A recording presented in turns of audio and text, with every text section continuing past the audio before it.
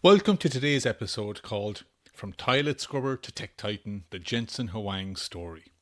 At age 9, Jensen Huang couldn't speak English and was scrubbing toilets in a Kentucky reform school. And by 35, he'd taken NVIDIA public, and by 60, he'd built the most valuable company on earth. How did he do this? He did it by betting everything twice on markets that didn't even exist at that stage. First gaming, then AI. He convinced Sega to pay him to not deliver a chip. He built a best-selling chip in 8 months when the industry standard was 2 years. And now NVIDIA is powering the AI revolution, and the world runs on chips that really bear his vision. This is a cracking episode. Enjoy. And just a quick reminder, while these shorter weekly episodes released every Wednesday are free for everyone, for just $1.99 a month, you get access to our co-hosted hour-long episodes released on the first of every month, where Keith and I do an even deeper dive into an incredible business story. Some of these hour-long episodes are still free in our back catalogue, so you can get a taste of what to expect. Now, as well as getting access to these monthly co-hosted hour-long episodes, behind the paywall are additional bonus episodes. And over the coming months, we'll be adding more bonus episodes for subscribers regularly. Some of these are 2-parters, some are 3-parters, and some are standalone episodes. Also, as a subscriber, you can listen to these weekly episodes ad-free, so you won't have to listen to me telling you about our great subscription offer. And it is a great offer for just $1.99 a month. You can subscribe via Apple subscriptions, Spotify subscriptions, or on Patreon using the link below, or go to patreon.com/Great Business Stories. So Huang was born in Taiwan in 1963. His father was an engineer and his mother was a teacher. But in the early 70s, Taiwan, it was politically tense. And so as a result, in 1973, they sent 9-year-old Jensen and his older brother to the US to stay with relatives. But very unfortunately for the two brothers, due to a communication mix-up is what it's being reported as, the boys were mistakenly enrolled in a reform school in rural Kentucky. Now, Jensen, he didn't speak any English, and he was the smallest kid there, and he was rooming with a tattooed 17-year-old who just gotten out of juvie. And each day, Huang, he had to scrub toilets, he got bullied. It must have been horrendous. But it was also there that he started playing table tennis, and by age 14 he was ranked nationally, and he even got profiled in Sports Illustrated. And the 17-year-old tattooed roommate, well, Huang taught that guy how to read, and in return that boy taught Jensen how to lift weights. So he got on well there despite the hardship. Now, fortunately, after 2 years, his parents made it to the USA and the family reunited to Oregon, and Huang enrolled in a normal high school. He skipped 2 grades, graduated at 16. And he spent nights working the graveyard shift at Denny's, bussing tables, washing dishes to save for college. So this ingrained a really hard, good work ethic in him. And he got a scholarship to Oregon State, where he studied electrical engineering and finished his degree by 20. Then he went on to Stanford for his master's, taking night classes while working. Now, after graduating, he joined AMD as a microprocessor, and then he moved to LSI Logic. And it was here, while at LSI, that he worked on this joint project with Sun Microsystems, where he was assigned to 2 of their top engineers, Chris Malachowski and Curtis Preem. Now, at that time, the chips that most companies focused on developing, they were called CPUs, or Central Processing Units, and they were used for processing general commands in a computer. But Malachowski, Preem and Huang, they were tasked with developing a graphics card, so a chip that could be inserted into Sun's workstations alongside the CPU, and this was to render graphics onto the screen. And the 3 engineers formed a very close bond and a lot of respect for each other while they worked on this project.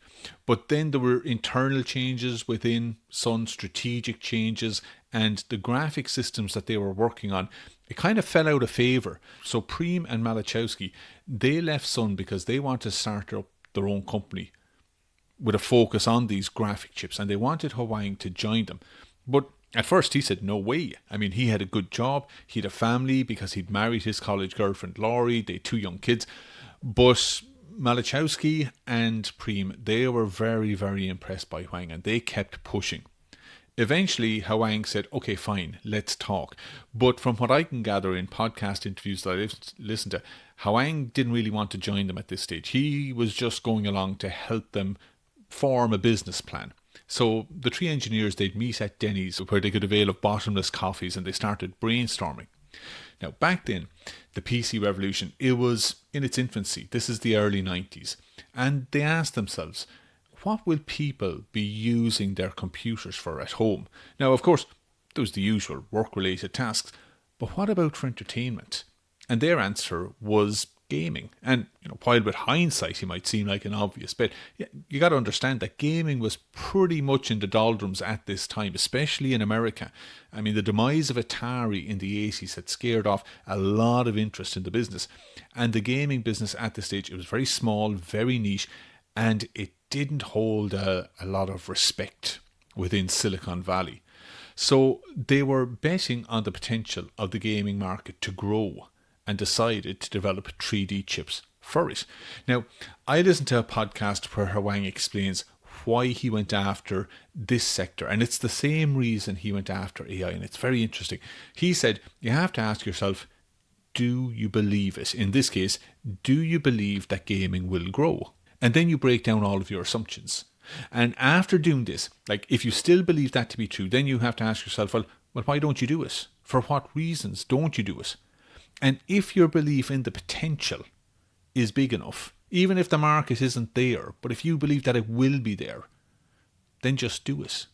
And so Huang, after doing all this breaking down and assumptions and I suppose building his own belief in the fact that he thought gaming would be the future, he saw the potential. So he left LSI, and together with Malachowski and Preem, they formally incorporated their company in April 1993. Now, at first they called it Envision, but then Huang proposed a new name, NVIDIA, a play on Nvidia, which is the Latin for envy. And I like this, the notion being that their creation would make all their competitors green with envy.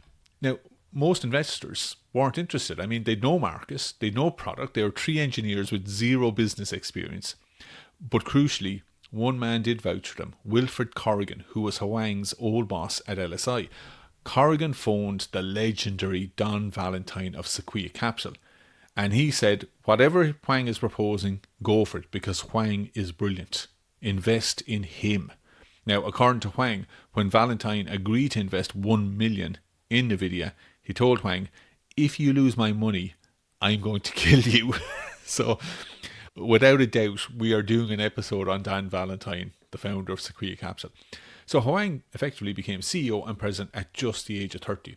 Now, their first chip was a multimedia graphics chip. It had 3D graphics, it had sound, it had a game controller port, it had everything.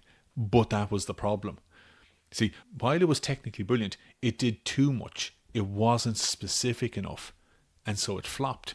Now, fortunately, at that time, they were also working with Sega on a chip for their next generation console. But as they were developing this chip for Sega, Microsoft launched something called DirectX, a new standard for Windows game. Now, without diving too deep into the tech, because really I'm clueless when it comes to tech, but DirectX made triangles the foundation of 3D graphics, whereas NVIDIA's chip was built around quadrangles, essentially the wrong shape. So that meant that game developers, they weren't going to rewrite their code just for NVIDIA. So NVIDIA were stuck. If they finished the Sega project, they'd spend 2 more years building a chip that no one else would use, and they'd go out of business. But if they pulled out of the Sega contract, they'd go bankrupt. So this was the choice that was facing Huang. Huang went to see Sega, and he asked them that they release NVIDIA from their contract, and he also asked them that they still pay them so that they could start developing the new chip. And remarkably, the CEO of Sega agreed. He allowed NVIDIA to keep the $5 million fee and to pivot. Now, Sega did get some equity as part of this, which they later sold for $15 million, so they tripled their money. But this decision by Sega, but you also have to say, the approach that Huang took, it saved NVIDIA. And so Huang ran with it now. He told his team, we have one last shot to get this right. And a complex chip like this, it usually takes 18 to 24 months to build. Huang set an 8-month deadline. And to save time, they designed it in simulation, a then unheard of approach. And when the chip came back, it worked on the first try again. Like that never ever happened. The chip, which was called the Riva 128, was one of the first consumer-facing GPU or graphic processing units that integrated 3D and 2D processing on a chip. And when it launched in August 1997, it sold 1 million units within 4 months at an average price of $250 per chip. But what's really interesting, and I think what's really significant here, is because their backs were to the wall, and because they had to get this chip right on the first attempt, which, as I said, was unheard of in the chip business, they used techniques that had never been used before. And as a result, NVIDIA now had a design advantage that allowed them to develop chips twice as fast as anyone else. So, they surged ahead of their competitors, and their success led to giant leaps in the graphics and, as a result, in the gaming business. In January 1999, NVIDIA went public. It raised $42 million on a market cap of $626 million. Then in 2000, Microsoft hired NVIDIA to provide the graphics for its new Xbox console. And so this was a huge deal, and it came with a $200 million advance. But it also had a cost because NVIDIA had to meet these brutal deadlines. Engineers were pulled off other projects. That same year, though, NVIDIA took Enron's place on the S&P 500 because Enron was delisted. And then the Xbox deal, it started to come back on them. It started to show strains because Xbox sales were much lower than forecast, and as a result, NVIDIA was losing money on every chip. Huang sued, and this case dragged on for nearly a year. Eventually, in 2003, they settled quietly, but what it showed was that NVIDIA, they had drawn a line. It showed that Huang wouldn't be bullied. But the flip side of that was that Microsoft dropped NVIDIA and gave the business to ATI, one of their biggest competitors. However, then in 2004, NVIDIA beat ATI for the much more lucrative deal to develop the chip for Sony's hugely anticipated PlayStation 3. So by 2007, NVIDIA was flying. That year, Forbes named it Company of the Year. Market share had doubled in 5 years. Revenue had hit $4 billion, profits of around $900 million, and the stock was up 20-fold since the IPO. But inside the company, this gives a great feel for, I think, how Huang operates. It didn't feel like a giant within internally because Huang kept things very informal. He himself works in an open office with a conference table to encourage engineers to approach him. At least he did in the start. I don't know if he still does this.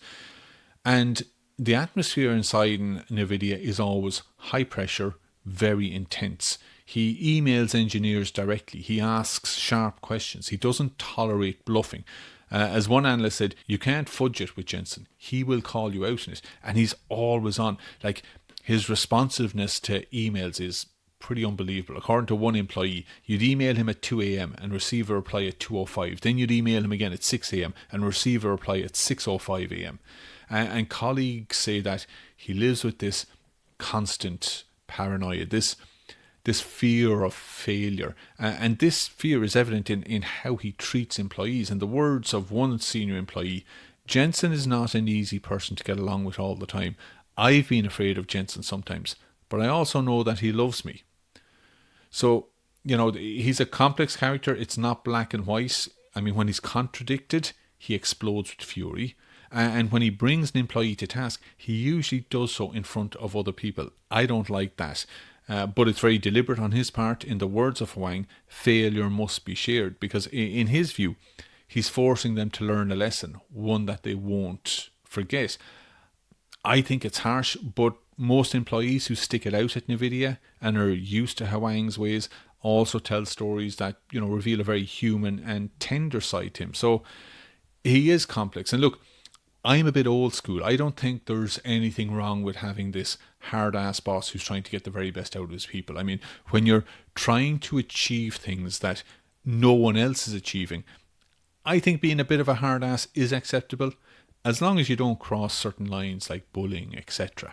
And just a quick reminder, while these shorter weekly episodes released every Wednesday are free for everyone, for just $1.99 a month, you get access to our co-hosted hour-long episodes released on the first of every month, where Keith and I do an even deeper dive into an incredible business story.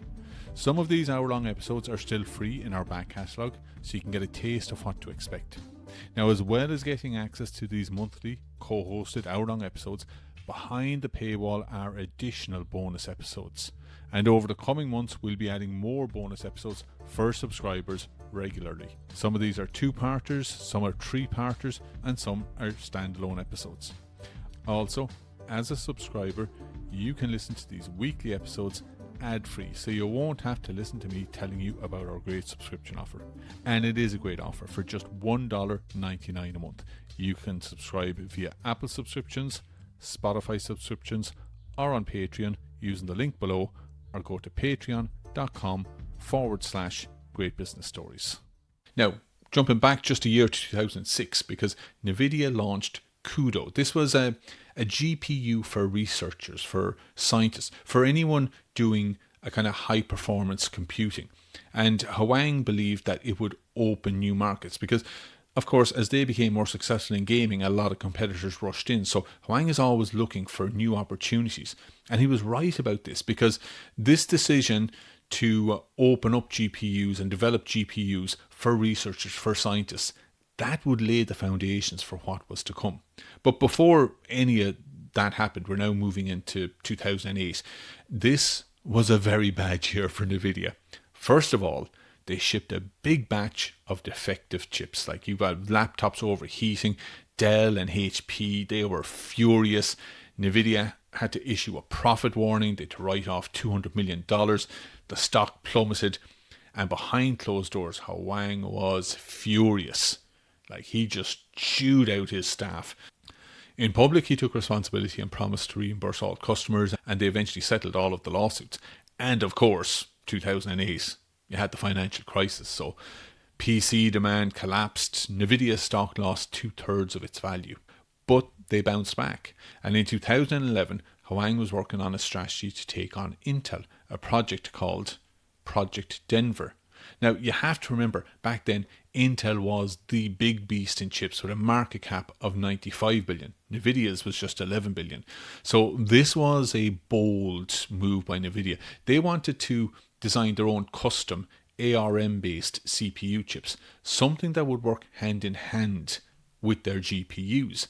And this would give NVIDIA more control in mobile and high-performance computing, where that integration could really matter. The early results, they were mixed. I mean, big phone companies, they weren't biting, but their chip had strengths. I mean, in graphic-heavy devices, it found a niche, like gaming tablets, streaming boxes, specialty products. But crucially again, Project Denver laid the groundwork, because the core technology and the thinking behind it, it showed up later in NVIDIA's big wins in AI and in data centers. And I believe this is why Huang stayed committed to these types of projects, because while all this was going on, Huang was also getting feedback from researchers and scientists, the people in the deep learning community, because over the years, as NVIDIA kept on producing these powerful GPUs, these researchers, they started using them to build servers that allowed them to speed up their experiments and their research by a factor of anything from 10 to 100 times faster. Like, Stanford built a GPU server that enabled their first neural network experiments, as did other labs. And crucially though, this is what's important, when this community reached out to Huang, he listened. He attended supercomputing events. He talked to scientists.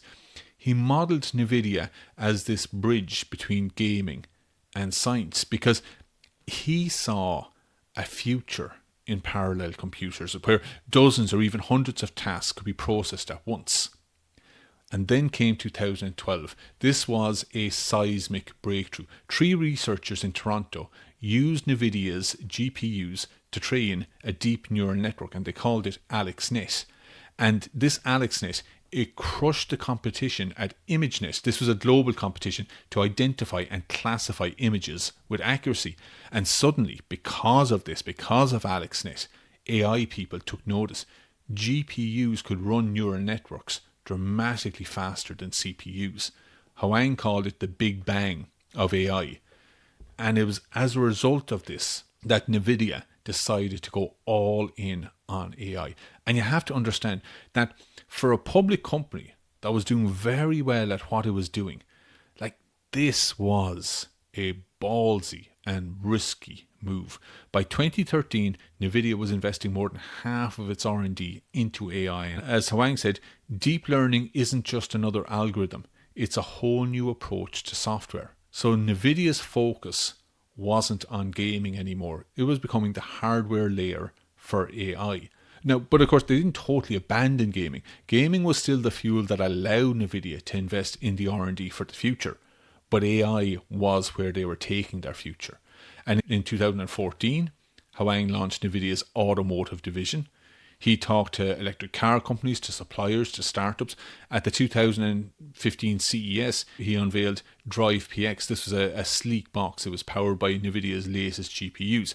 And Huang held it up and he said, "This is the brain of the self-driving car." And to some, it sounded, far-fetched. But to Huang, it was obvious. I mean, image recognition, sensor fusion, they were all parallel tasks that were perfect for GPUs. And slowly, the automotive companies, they started signing on. Then, in 2016, Huang hand-delivered a machine, NVIDIA's DGX-1. This is a refrigerator-sized system custom built for AI, and he hand-delivered it to Elon Musk when Musk was involved in a fledgling company called OpenAI. Like, by 2017, Huang, he was so into AI, he couldn't contain his enthusiasm. On a call with Wall Street, he said, "AI is going to eat software. Every developer must learn deep learning. Every company will use AI." Revenues with their data center soared. Within a year, between 2016 and 2017, NVIDIA's market cap went from 16 billion to 70 billion. And Huang, he was everywhere. He was at conferences, being interviewed. He was at awards, Business Person of the Year, this AI prophet, the leather-jacketed CEO. But 2018 also brought a curveball in the form of crypto, because miners flooded the market. They bought up NVIDIA's GPUs like by the truckload. And Huang welcomed the boom. He said crypto is here to stay, and NVIDIA's market cap doubled again to 153 billion. But of course then the crypto market, it crashed. Inventory piled up and NVIDIA got caught holding the bag. By the year end, the stock was down 50% from its peak. But you see, when you have this almost visionary zeal that Huang had and has for AI, like AI was his purpose, you don't stop really. Nothing slows you down. And this was the case with NVIDIA. In 2019, they beat Intel in buying Mellanox, an Israeli networking chip maker, for 6.9 billion. Now, at this stage, Intel was still the big beast in the chip sector with a market cap of 260 billion, while NVIDIA's market cap was now 89 billion. But it shows that NVIDIA had the momentum. And then, in 2020, Huang made a huge bet, very risky. They bid 40 billion for ARM. ARM now was the backbone of mobile computing. They had chips in billions of devices. So merging ARM would let NVIDIA bring AI to like every device on Earth. But not everyone was enthused by this. There was a lot of resistance to this acquisition. Qualcomm, Microsoft, Google, they opposed it. US regulators, they listened. The EU raised antitrust flags. Huang, he flew around the world, he made his case, but it wasn't enough. In 2022, the deal collapsed. And that same year, another blow. The US restricted exports of NVIDIA's top AI chips to China. This is a $50 billion market. Now, Huang, he warned Washington. He said blanket bans would backfire. It would accelerate Chinese alternatives. It would strengthen the Chinese chip manufacturers. And behind the scenes, NVIDIA, they did build new chip variants that were compliant with the new restrictions, but limited, it was a workaround of sorts. But these setbacks, they haven't dented Nvidia's growth at all throughout the 2020s. Nvidia's market cap, it has soared from 89 billion in 2019 to 250 billion in 2020 to over 750 billion by 2021. So you're talking about nearly a tenfold increase in the space of 2 to 3 years.